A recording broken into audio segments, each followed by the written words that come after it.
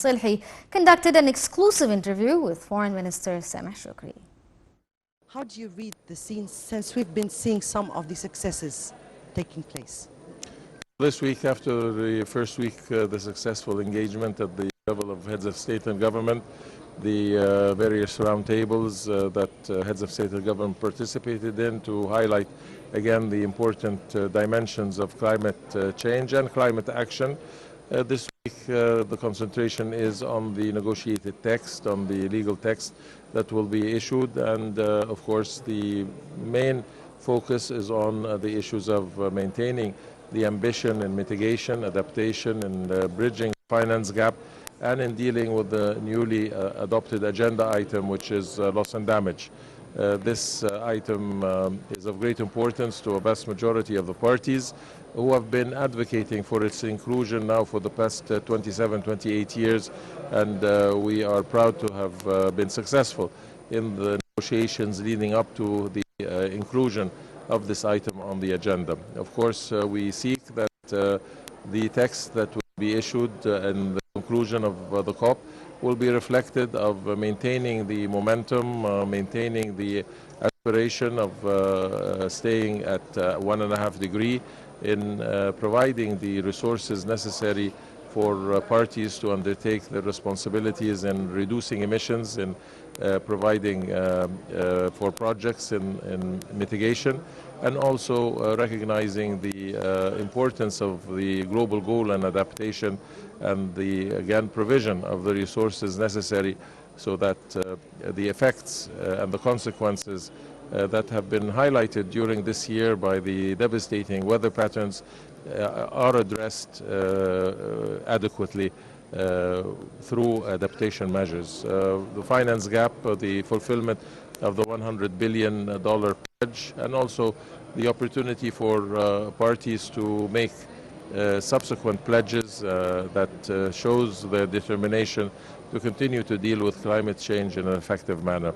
Of course, these negotiations are complex. The parties have sometimes variant views. We as presidency hope to bridge some of those discrepancies and differences, and to finalize the documents in a manner that moves the process forward and ascertains that we are on the right path to dealing with the challenges of climate change. Your Excellency, Egypt has been exerting lots of effort to prepare for such an important summit, and throughout the conference we have seen lots and lots of challenges, but Egypt has created for the first time the delegations meetings, the one-to-one meetings, and the facilitators meetings, and that was created by Egypt. How far do you think that throughout those negotiations we were able to try to overcome any kind of hurdles? How will that deliver?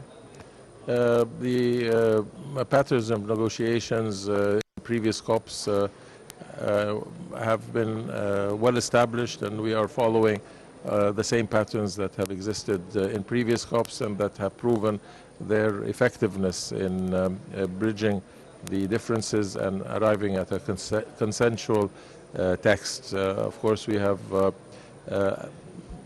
mandated a set of ministers, both from developing and developed nations, to address the various priority topics, and the presidency and the presidency team and the secretariat assists the facilitators to be able to continue the negotiations and to present a compromise texts that take into consideration various interests of the parties and maintains the focus and the momentum of the climate action. Your Excellency, while asking His Excellency Frans Timmermans, who is the Vice President of the EU Commission, about Egypt's potentials and a win-win situation, since we are speaking about their lack for energy and their trial to turn into clean energy. And he said that Egypt has great potentials. What are the opportunities, and how far is it a win-win situation between Egypt and the EU? Well, we have a very deep cooperation with the European Union in various fields, among them the fields of energy and the fields of renewable energy in particular. Egypt has revised its NDCs, has increased its climate action ambition, and is in close coordination and cooperation with the European Union, individual states, and with the Commission to be able to widen its dependency on renewable energy in whether solar or wind, and the production of green hydrogen. We value the relationship that exists, that there is a commonality of interest between us and the European Union and its member states, and will continue to cooperate to increase our dependency on renewable energy. Currently our ambition is that we will be able to include in the energy mix 41% to renewable energy by 2030, and we value the cooperation with our partners in the European Union. Finally here, Your Excellency, people are so much awaiting and are very much eager for the success of this COP. What would be our call on the international community at large and the world leaders, particularly the big powers?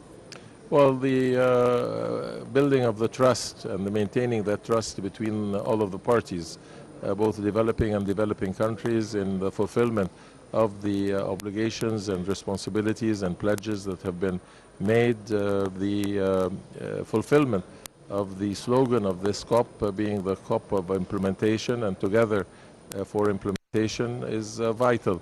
That we maintain the momentum in all of the areas: mitigation, adaptation, finance, loss and damage, so that we are reassured that we are moving forward, that we are impacting climate change, that we are dealing with the consequences of climate change, and that all parties are equally committed at the political level but also at the implementation level to deal with this challenge effectively.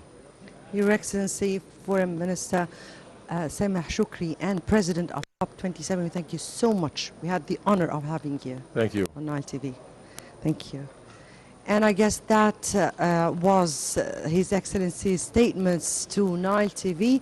We'll be awaiting for more coverages during the upcoming days, so stay tuned.